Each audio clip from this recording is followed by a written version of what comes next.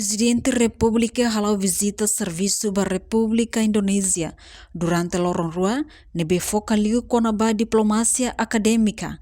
Hare dame inclui hametin relação bilateral entre Timor-Leste e Indonésia.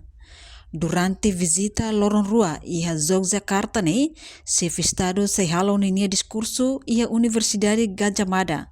Nebe o tema Serviço Comunitária nudar Fundação para Liderança Global, onde inspira estudante no acadêmico sira e a universidade refere.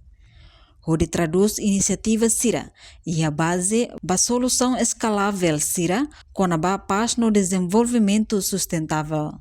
Laureado Nobel da Paz Nemos se envolve comunidade acadêmica no cultura indonésia niang, inclui visita ba Festival Arte UGM niang, onde sublinha bit arte niang e a promoção compreensão intercultural. Além de ne, presidente Horta se halo diálogo estratégico, a liderança indonésia, no se halo discurso público e a centro estudo estratégico. No internacional, onde reforça compromisso Timor-Leste e a estabilidade regional, no unidade ASEAN.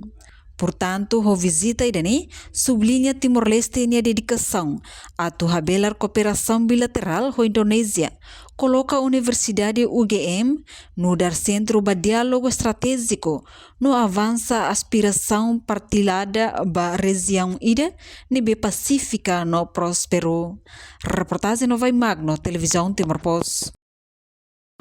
Janela informação ba Emogoto, atau tem informação atual dia Clio, kita haluha, haneham botão subscribe, like, halo comentário, no fahe tutang ba media sosial hotu.